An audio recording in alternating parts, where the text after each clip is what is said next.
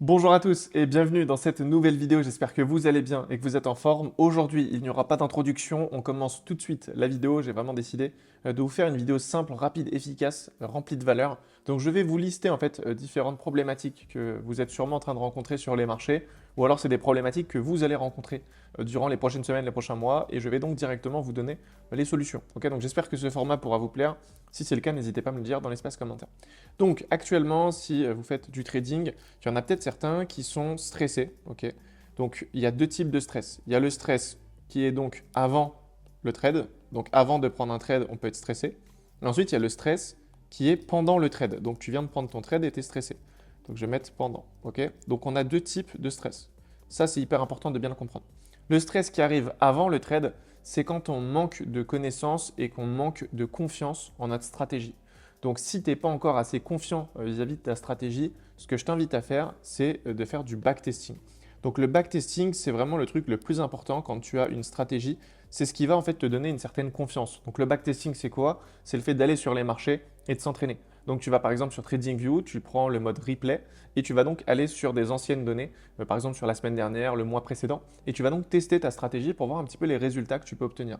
Donc en procédant de cette manière-là, tu vas naturellement gagner en confiance si la stratégie est bonne. Ok, si tu testes ta stratégie encore et encore et que tu récupères à chaque fois, je sais pas, 5%, 6%, 8%, 10% par exemple sur les derniers mois, naturellement tu vas gagner en confiance.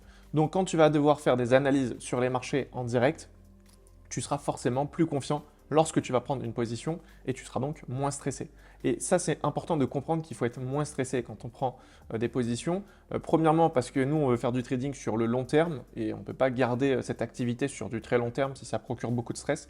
Et deuxièmement, parce que quand on n'est pas stressé, on prendra des meilleures décisions. Okay, donc c'est hyper important. Donc si tu es stressé avant de prendre un trade, fais du backtesting. Si tu es stressé pendant que tu es dans ton trade, donc tu as fait l'analyse, ça t'a pas forcément procuré beaucoup de stress, tu as pris ton trade, tu n'es pas trop stressé. Par contre, quand le trade commence donc à bouger un petit peu, donc ça peut être en positif comme en négatif, ça va te procurer du stress. Ça, c'est tout simplement parce que ton capital est sans doute trop conséquent. Donc, ce que je te recommande ici, c'est tout simplement de réduire la taille de ton compte. Ok, donc, réduire ton capital. Si tu réduis ton capital, je peux te le garantir, ça va t'enlever énormément de stress. Si actuellement, je ne sais pas, tu as peut-être 1000 euros sur ton compte bancaire et que tu as mis 500 euros sur ton compte de trading, bon, premièrement, tu as fait une bêtise. Et deuxièmement, c'est normal que ça te procure du stress parce que ça représente une très grosse partie quand même de ton capital global, on va dire, de ton patrimoine. Quoi, ok, donc voilà, ça c'était au niveau du stress. Maintenant, au niveau du coup du management. Donc je me suis fait une petite feuille là devant avec les problématiques. Et, comme ça, je suis sûr de ne rien oublier. Problème au niveau du money management. Donc ça, hop, je vais juste écrire money management. Tac. Ça, c'est quelque chose qui est très fréquent. Donc si actuellement c'est un problème que tu rencontres, sache que c'est tout à fait normal. Donc le problème au niveau du money management, de manière générale, c'est des personnes qui vont en fait soit clôturer des trades trop rapidement, soit des personnes qui vont par exemple essayer de sécuriser leur position trop rapidement en déplaçant le stop loss à break-even et au final à chaque fois ils vont se faire sortir. Donc le management au début c'est vrai que ça peut être un petit peu compliqué à gérer. Donc moi ce que je te recommande c'est si tu rencontres ce problème, c'est te déconnecter des graphiques. Donc là tu viens de prendre un trade, donc je vais juste écrire ici, je vais mettre fermer, je vais mettre fermer l'ordinateur ou fermer l'application. Voilà, je vais mettre fermer l'application. Tac. Voilà, fermer l'application. Ça, c'est un truc qui est aussi hyper important. Donc, tu viens de prendre ton trade. Tu as mis un stop loss, tu as mis un TP. À partir de là, ce que je te recommande, c'est vraiment quitter les graphiques. Donc, si tu as pris, je ne sais pas, ton trade sur MT4 ou MT5, par exemple, tu fermes ton téléphone, tu fermes ton ordinateur et tu ne restes plus sur les graphiques. Parce qu'en restant sur les graphiques, c'est là que tu vas, entre guillemets, faire n'importe quoi et manager d'une certaine manière. Okay, donc, si tu as un problème sur ton management, le mieux à faire au début, c'est vraiment mettre ton stop loss, ton TP et tu laisses le marché faire les choses. Si tu es assez confiant sur ta stratégie, ça ne devrait pas forcément poser de problème. Ok, donc ça, c'est pour régler le problème sur le court terme. Ok, parce qu'en faisant ça, du coup, de cette manière-là, bah, tu vas naturellement gagner en confiance si tu as voilà, plus de trades gagnants que de trades perdants, ou si tu as un bon win rate, bah, forcément, en gagnant en confiance, tu pourras manager plus facilement. Ok, donc ça, c'est un point aussi qui est important. Le management, ce n'est pas un truc qui va se faire du jour au lendemain avec un déclic, c'est quelque chose que tu vas travailler avec le temps. Le meilleur moyen au début de tout simplement voilà, réussir à contrôler ça, c'est de quitter les graphiques et se faire confiance. En fait, en quittant les graphiques, on se fait confiance sur notre analyse. Et plus tu vas réussir à te faire confiance, et plus tu arriveras à être conservateur en fait sur ton management. En fait, l'idée, c'est surtout ça, c'est d'être conservateur pour laisser une certaine liberté au prix afin de faire des grosses performances. Prendre un trade et faire 1 R ou faire 2 R, bon, c'est pas forcément l'idéal sur du long terme. Ok. Après, tout dépend bien sûr de ton taux de succès, ton win rate. Mais de manière générale, si on peut aller chercher des 3 R, 4 R, 5 R, forcément sur la psychologie, ce sera quand même beaucoup plus intéressant. Ensuite, le prochain point, c'est le fait d'avoir une stratégie qui est rentable, mais pourtant on fait peu de profit. Donc je vais mettre stratégie rentable, ok. Donc stratégie rentable. Pourtant, à la fin du mois, quand on fait les calculs, on a terminé avec, je sais pas, 1%, tu vois, hop, 1% de profit, ou peut-être, je sais pas, peut-être on va dire 3% de profit, voilà, donc c'est pas forcément grand-chose. Donc, ta stratégie, elle est rentable, il n'y a pas de souci par rapport à ça. Pourtant, tes performances, elles sont pas très intéressantes. Là, ce que je te recommande de faire, c'est de prendre moins de positions.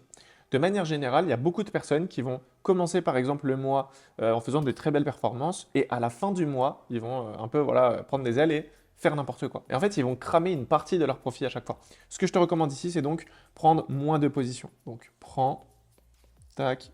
Alors attendez, je vais quand même mieux écrire. Tac, voilà. Prends moins de trades. Et ça, c'est un truc qui va énormément t'aider. Moins de trades. Tac. Ça va énormément t'aider parce que ça va encore une fois jouer sur ta psychologie. Si tu prends moins de positions, tu seras moins exposé au risque. Et du coup, naturellement, tu pourras aller chercher aussi des plus grosses performances. Donc ça, c'est par contre pour des personnes qui ont déjà une stratégie rentable. Si ta stratégie, elle n'est pas rentable, ça ne va rien changer sur tes résultats. Donc voilà, si tu as une stratégie rentable, mais des petites performances, prends moins de positions et je peux te le garantir, ça va énormément t'aider sur tes résultats. Ensuite, si tu as des résultats qui sont irréguliers, ça veut dire que tu as une semaine où tu fais des très grosses performances et la semaine d'après, c'est catastrophique. Je vais mettre résultats irréguliers. Tac. Là, ce que je te recommande, c'est simple, c'est de mettre en place un journal de trading. Donc le journal de trading, c'est quoi? Pour la faire simple, d'ailleurs, j'ai fait des vidéos vraiment sur le sujet. Je vais mettre hop, journal de trading. Ça, c'est très simple. Le journal de trading, si tu veux, c'est un peu, on va dire, un cahier dans lequel tu vas noter à chaque fois que tu vas prendre des positions.